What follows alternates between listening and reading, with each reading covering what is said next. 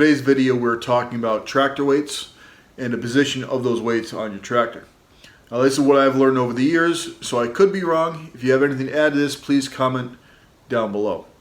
I encourage everybody to read the rules of their club or the event they're pulling at to learn what you can and cannot do with your weights. Now let's talk about weights themselves. I like to run lightweight. I want my weights to be movable on my tractor. So when I say lightweight, all my weights are about 20 to 30 pounds each. And I want to be able to move them on my tractor to where I feel that they'd be most suitable. They're all homemade suitcase weights, so a piece of angle iron will hold these weights no problem. They're, like I said, none of them are bolted down. They're all movable and they're all lightweight. The reason why I like to keep them lightweight is I want to make small changes when I move them around. I don't want to make big changes. So if I want to say put 20 more pounds in the front, I just take 20 pounds off the rear, put it to the front. I'm not moving 100 pounds to the front to keep the front end down and then I lose that much traction in the rear. I want all my weights to be lightweight. So in my club we run two different classes. On the lighter weight class, I put all my weight on the rear of my tractor. I want as much traction on the rear as I can. Even though I've got all my weights back here, I don't have enough traction to lift the front end up, so I'm not worried about the front end. I put all my weight on the rear. And you got to remember, this is the weight on your tractor at rest. Where is it going to be while you're pulling? Where is it going to be if you do start to wheelie? Where is that weight going to, where is it going to move? So weight back here, it's just going to go up and down. You already got the weight all the way to the back, so you got as much traction back here as you can. All right.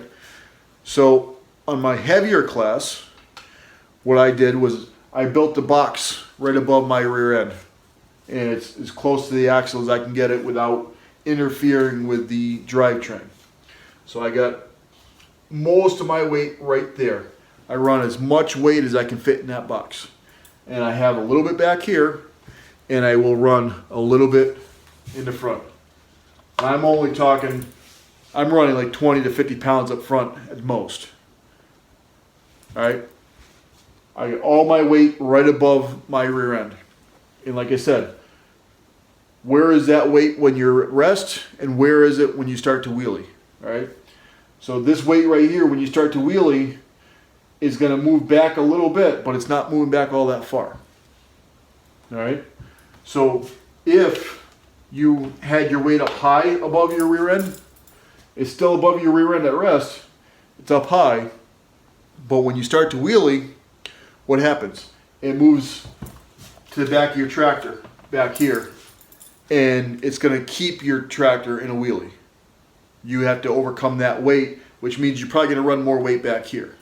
Now I know a lot of people aren't going to run weights way up there, but it just for demonstration purposes.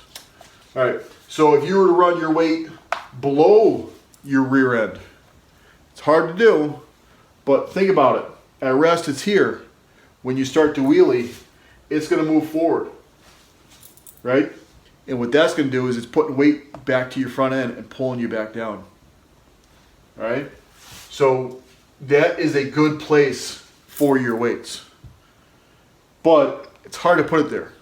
All right? Some guys will put a lot of mid-weight. They'll put it down below their tractor and they put a lot of it down there. All right?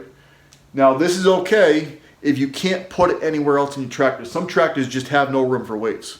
So putting it down here is a good starting point until you figure out where to move your weights. But it's okay to put it down here.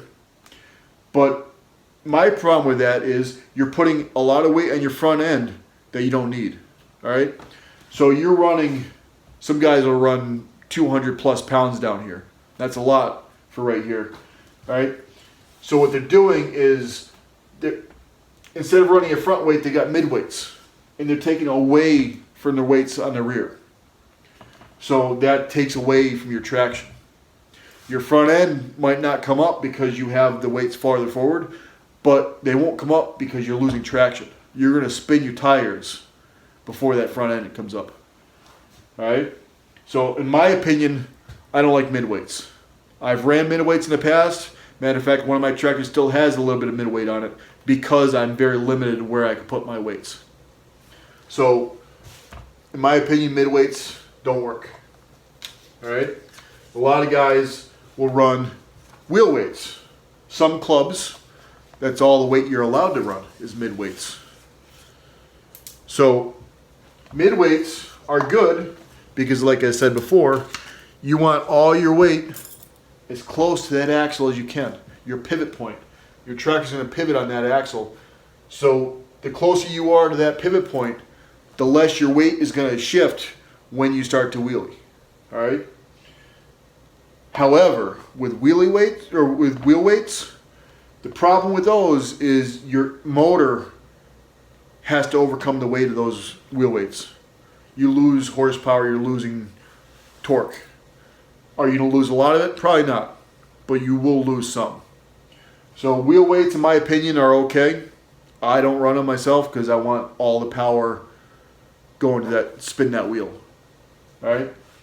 So you want your weights as close to that axle as you can. Another thing guys do is they run loaded tires.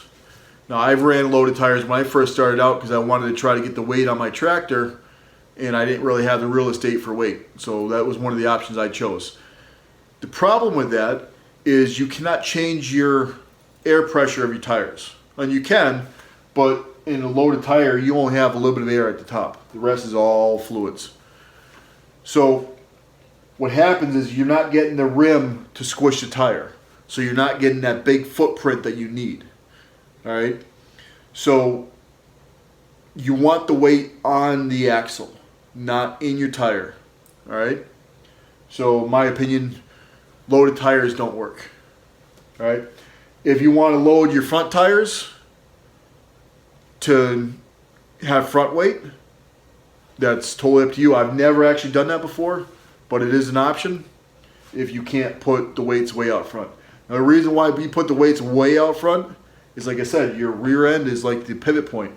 The further away your weights are, the more leverage is going to have, the more impact that little bit of weight is going to have. So you don't need to run 400 pounds out here to keep that front end down.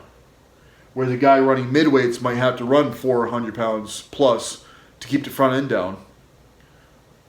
But if you're way out here, you don't. So that means you can have more weight on your rear end. So this is my tractor and the weights I run. I got a piece of seat channel back there at the moment. You see they're all suitcase weights, homemade suitcase weights. See I cut a little notch, hang them off the seat channel. I got angle iron up here. The suitcase weights go right on that. And I also, like I said, I built the box and I run most of my weight back here. Right now this is still set up for my heavyweight class.